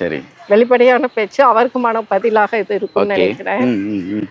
அதில் செயல்பட்டுக்கிட்டு இருக்கும்போது 2019 கிட்டக்க வரும்போது எனக்கு இதை பரவலாக உலக அளவில் கொண்டுட்டு போய் இந்த கவிதையை சேர்க்கணும்ட்டு ஒரு முகநூல் குழுமத்தில் மட்டும் செயல்படையில் அந்த அளவுக்கு விரிவாக போகுமான்னு ஒரு சந்தேகத்தில் ஐயா கிட்ட கேட்டேன். அப்போ புலனத்தில் தொடங்கலாம், அது இல்லாமல் நம்ம கல்லூரிகளுக்கெல்லாம் கூட நாங்கள் அப்போ வகுப்பு எடுக்க போய்கிட்டு இருந்தோம். பல அமைப்புகளையுமே கூப்பிட்டு தன்முனை கவிதைன்னா என்னென்னு கேட்டு அவங்களுக்கெல்லாம் வகுப்பு போகும்போது சில கட்டுப்பாடுகள் வந்தது. குழந்தைங்களுக்கெல்லாம் இது எப்படிமா போகும் அப்படிங்கிற ஒரு தனித்துவமான ஒரு செயல்பாட்டுக்கு எனக்கான ஒரு களம் தேவைப்பட்டது. இதில் தன்முனை கவிதையும் ஐயாவோட பேரையும் தான் நம்ம வளர்த்தாலுமே நம்ம வீட்டிலேயே சமயங்களில் நம்மளுக்கான ஒரு தனி இடம் வேணும்னு நினைப்போம் இல்லையா. அது மாதிரியாக தன்முனை படைப்பாளர் பேரவைக்கு ஒரு அமைப்பு தொடங்கி அது மூலியமாக தன்முனை கவிதையும் ஐயாவோட பேரையுமே எடுத்துகிட்டு தான் போனோம். சமீபமாக குழந்தைங்களுக்கு கூட நம்ம பட்டம் கொடுக்கையில் விருது கொடுக்கையில கவிச்சுரைக்கான அதில் ஐயாவோட கருத்துலையும் பிழை கிடையாது. இந்த வயசுலேயே என் குழந்தைங்க கிட்டக்கெல்லாம் இது போய் இது பண்ணணும், புகுத்தணும், கொஞ்சம் பார்க்கலாம் அப்படின்னு. எனக்கு என்னென்னா ஒரு கவிஞர் ஏற்கனவே எழுதிக்கிட்டு இருக்க கவிஞர் எழுதலாம், அது பிழை கிடையாது. அதை தாண்டி குழந்தைகளும் இல்லத்தரசிகளும் அவங்களுக்கான வெளியிலையும் இதை கொண்டு போய் சேர்க்கணும் அப்படிங்கிற ஒரு தனிப்பட்ட ஆர்வத்தின் காரணமாக உருவானது தான். அதில் ஓரளவுக்கு வெற்றியும் கண்டு இன்னைக்கு கிட்டத்தட்ட ஒரு 60-70 இல்லத்தரசிகள் புத்தகம் போட ஆரம்பிச்சிருக்காங்க. 13 குழந்தைகள் தனியாக புத்தகம் போட்டு தன்முனை கவிதைகள் எழுதியும் போட்டிருக்காங்க, சிறார் இலக்கியத்திலையுமே போட்டிருக்காங்க. இந்த மாதிரி நம்மளோட செயல்பாடுல ஒரு அடுத்த படியை நோக்கி முன்னேறிக்கிட்டு தான் இருக்கும். தன்முனை கவிதை படைப்பாளர்கள் பேரவை, அதாவது கவிதை எழுதுறவங்கெல்லாம் படைப்பாளர்கள் அப்படிங்கிறதுனால கூட கவிதை படைப்பாளர்கள் பேரவை அப்படிங்கிறது ஒரு பெயர். அப்படிங்கும்போது அதை ஏன் ஆரம்பித்தாங்க, என்ன காரணம், அன்பின் சங்கமம் எதற்காக உருவாக்கப்பட்டது அப்படிலாம் சொல்லிட்டு இருக்கும்போது நீங்கள் சொன்னீங்கல்லம்மா தன்முனை கவிதை படைப்பாளர்கள் பேரவை, ஆக்சுவலாக சங்கம் தான் வச்சு கேள்விப்பட்டிருக்கேன். அது என்ன பேரவை? உலக நாடுகளோட இணைப்பில் இருந்ததுனால அப்படி ஒரு பேரவையாக வச்சிடலான்ற மாதிரி முடிவு பண்ணிட்டீங்களா? சங்கம் அப்படின்னா அதுக்கு நிறைய வழிமுறைகள் சட்டத்திட்டங்கள் எல்லாருக்கும் ஒரு குறிப்பிட்ட எல்லைக்குள்ள சொல்ல வேண்டியதாக இருக்கும். இது வந்து அது கவிதை படைப்பாளர்கள்னு வச்சேன் அப்படின்னா, பொதுவா படைப்பாளர்கள் எல்லா விதமான படைப்பாளர்களும் இருக்காங்க. கதை ஆகட்டும், ஓவியம் ஆகட்டும், நீங்க ஒரு மண்பாண்டம் செஞ்சாலுமே அது ஒரு படைப்பு தான் இல்லையா? ஆமா, கண்டிப்பா. அவங்களையுமே நம்ம உலகத்துல நெசவுல இருந்து எல்லா தொழில் செய்யறவங்களையும் நம்ம படைப்பாளர்கள். ஆயக்கலைகள் 64 சொன்னோம் இல்லையா? இது வந்து கவிதையை நெய்யறவங்க, கவிதை படைப்பாளர்கள் அப்படின்னு வச்சாச்சு. பேரவை அப்படிங்கையில எங்க பெரும்பாலான உலகளவுல இருக்கிற எல்லா கவிஞர்களுமே இதுல வந்து அவங்களோட எழுத்துக்களை படைக்கலாம், சரி, எழுதலாம். ஒரு தனித்துவமான ஒரு அமைப்பா இருக்கட்டும், ஒரு பெரிய விதிமுறைகளோ சட்டத்திட்டங்களோ இங்க கிடையாது. எழுத தெரிஞ்சவங்களாம் வாங்க வாங்க எழுதுங்க பழகலாம். அப்படிங்கையில அதற்கான ஒரு பொது வெளியா இது அமைக்கையில பேரவையின் பேர் வச்சா நல்லா இருக்கும் அப்படின்னு ஒரு பேரவையாகத்தான் இதை உருவாக்கியிருக்கோம். எல்லா அவையுமே இந்த அவைக்குள்ள அடக்கமாகலாம். இது என்னோட அவை கிடையாது. உலகத்துல இந்த கவிதையில இந்த அமைப்புல கவிதை எழுதுற எல்லாருமே இந்த அமைப்புல ஒரு முக்கியமான நிர்வாகி பொறுப்புல இருக்கிறவங்க. அப்படிங்கும்போது பொதுவான அமைப்பா இருக்கட்டும் அப்படின்னு பேரவைன்னு வச்சு. சரி, ரொம்ப அழகான ஒரு விளக்கம் கொடுத்தீங்க ஏன் அந்த பேரவை வச்சோம் அப்படின்னு சொல்லிட்டு. இத்தனை ஆண்டுகளில் சற்றேறக்குறைய உங்களுடைய படைப்பு ஆளுமை பார்த்தீங்கன்னா ஒரு 15 ஆண்டுகளுக்கு மேலே தொடர்ச்சியாக ஒரு ஆழமான ஒரு தளத்தில் பயணிக்குது. நிறைய அங்கீகாரங்கள் கிடைச்சிருக்கோம், நிறைய விருதுகள் கிடைச்சிருக்கோம், பாராட்டுகள் இருக்கோம். நம்ம நேயர்களுக்கு பல பேருக்கு சொல்லவே வேண்டாம், அன்பு செல்வி சுப்புராஜுன்னு சொன்னோன்னே நம்மளுக்கு தெரிஞ்சவங்களாச்சேன்னு சொல்லிட்டு நேரம் இந்த முழு பேட்டியும் பார்த்து இருந்திருப்பாங்க. அவர்கள் தெரியாத அறியாத சில தகவல்கள் இருக்குல்ல, பரிசுகள் பாராட்டுகள் வழியாக, அப்படி அங்கீகாரங்களை பற்றி சொல்லுங்களேன். பரிசுகள் பாராட்டுகள் விருதுகள் அப்படிங்கிறது நம்மளுக்கு அது அப்பப்போ மாதந்தோறும் மேக்சிமம் ஒவ்வொரு அமைப்பு சார்பா நிறைய கொடுத்துக்கிட்டே இருக்கு. மறக்க முடியாதது, ஏன்னா எல்லாமே சொல்லிட்டு இருக்க முடியாது. எல்லாத்தையும் நம்ம பட்டியல் போட்டோம்னா அதில் பெருசா போய்கிட்டே இருக்கும். நான் ரொம்ப மறக்க முடியாத ஒரு இது அப்படின்னு சொன்னீங்கன்னா, கம்போடியாவில் போயிட்டு கம்போடியா அரசும் அங்கோ தமிழ் சங்கமும் இணைந்து வழங்கிய சர்வதேச பாரதியார் விருது சொல்லலாம். அந்த விருதை தாண்டி அங்கே ரொம்ப பிடிச்சது அப்படின்னா, நம்ம தமிழ் கலாச்சாரம் அங்கே இன்னைக்கு வரைக்குமே கம்போடியாவில் நிலைச்சு நிற்கிது. நம்ம இந்து கோயில்கள் இடுபட்டு கிடந்தாலுமே அதை கம்பி போட்டு கட்டை போட்டு காப்பாற்றி அந்த வரலாற்று பதிவுகள் அங்கே இன்னுமே இருக்கு. நம்ம முன்னோர்கள் மூதாதையர் வாழ்ந்த கம்போடிய மண்ணில் போய் நம்ம ஒரு விருது வாங்குறோம் அப்படிங்கிறது ஒரு தமிழச்சியா நான் ரொம்ப தலை நிமிர்ந்து பார்த்த ஒரு விருதா நினைக்கிறேன். அதை தாண்டி நம்ம தமிழ்நாட்டிலையுமே எனக்கு பல பல விருதுகள் கிடைச்சாலும் விருதுங்கிறது ஒரு தனித்துவமான அங்கீகாரம், அந்த அளவுக்கு போதும். அதாவது பட்டியல் போடுறதை விட கிடைத்தது, ஏன்னா கிடைச்சதுல ஒண்ணு பெருசு ஒண்ணு சின்னது அப்படின்னு சொல்லல, மற்றவங்களுக்கு கேட்குறவங்களுக்கும் இதாக இருக்கும்ல. எனக்கு எல்லா விருதுமே எனக்கான அங்கீகாரத்துக்கு எனக்கு கொடுத்துருக்காங்க. அப்படிங்கல நான் எல்லா விருதையும் சொல்லணும்னா நேரமாக அதிகமாகும், கேட்குறவங்களுக்கும் கொஞ்சம் இதாக இருக்கும். கிடைச்ச விருது கொடுத்த அனைவருக்கும் இந்த சமயத்தில் நன்றி தெரிவிச்சுக்கிறேன். உங்களுடைய குடும்பத்தை பற்றி சொல்லுங்களேன், அன்பின் சங்கமத்திற்குள் இருக்கக்கூடிய அந்த சங்கமிக்கக்கூடிய உறுப்பினர்களை பற்றி. என்னோட குடும்பத்தில் முக்கியமாக எங்கள் அப்பா அம்மாவுக்கு அடுத்து நான் ரொம்ப மதிக்கிறது என் மாமனார் மாமியார். அவங்க வந்து என்னை ஒரு மகளா விட பேத்தியாக பார்த்தாங்க. நான் தாத்தா பாட்டின்னு தான் கூப்பிடுவேன். பேத்தியாக பார்த்து நான் செய்த பிழைகளை எல்லாம் சரி பண்ணிட்டு இருப்பாங்க. மாமனார் பெயர் தாத்தா பெயர் சுப்பிரமணி, மாமியார் பெயர் பொன்னம்மாள். அதுக்கடுத்து என்னோட இணையர், அவரை எங்கள் குடும்பத்தில் எல்லாருமே தலைவர் அப்படின்னு தான் கூப்பிடுவாங்க. தலைவரோட வண்டி சத்தம் கேட்டாலே தலைவர்னு சொல்லுவாங்க. சுப்புராஜ் மத்திய அரசு பாதுகாப்பு படைத்துறையில் தொழில்நுட்பத்துறை அதிகாரியாக இருந்தாங்க. ஆக சிறந்த கவிஞர் அவர். சின்ன வயதுலேருந்தே நிறைய எழுதியிருந்தாங்க. அரசு பணியில் இருந்ததுனால இவ்வளோ நாள் புத்தகம் போடல. இப்போ சமீபமாக அவர் எழுதின கைக்கூவலம் தொகுத்து குளம் தேடும் வானம் அப்படின்னு புத்தகமாக போட்டிருக்கோம். அதற்கு அடுத்து என்னோட மகள் மூத்த மகள் விமலா, மகன் சிவராமகுமார், இருவரும் பொறியியல் கல்வி கற்று இன்னைக்கு தொழில் பண்ணிக்கிட்டு இருக்காங்க, பிஸ்னஸ் பண்ணிக்கிட்டு இருக்காங்க. மருமகன் சுரேஷ் கண்ணன் அவர்கள் துபாயில் பணியில் இருக்காங்க. மருமகள் சந்தியா என்ன மாதிரியே எனக்கு அடுத்து என் வீட்டை பெருசாக ஆண்டுகிட்டு இருக்கா அரசி. அவங்க பெயர்த்தி பிரபந்திகா 7 புத்தகம் வெளிவந்திருக்கு. இப்போ அவங்க எழுதி 12 வயதாகிறது. எழுத்தில் பயங்கர ஆர்வம் அவங்களுக்கு. சிறார் கதை, தன்முனை கவிதை, எல்லாம் தொடர்ந்து எழுதிக்கிட்டு இருக்காங்க. ஆக சிறந்த கதை சொல்லி தொலைக்காட்சிகளில் நிகழ்ச்சி தொகுப்பாளராக வலம் வந்துக்கிட்டு இருக்காங்க. தொடர்ந்து பயணப்பட்டுக்கிட்டு இருக்காங்க. பல பதிப்பகங்களில் அவளோட எழுத்தை கேட்டு வாங்கி பதிவு பண்ணுறாங்க. அப்படிங்கிறது புத்தகமாக கொண்டு வர விரும்புகிறாங்கங்கிறது பெருமைக்குரிய விஷயம். அது குட்டி பெயரன் திவான் வருங்கால எழுத்தாளராக வருவாங்களா, ஓவியராக வருவாங்களான்னு ரொம்ப ஆர்வத்தோடு காத்துக்கிட்டு இருக்கோம்.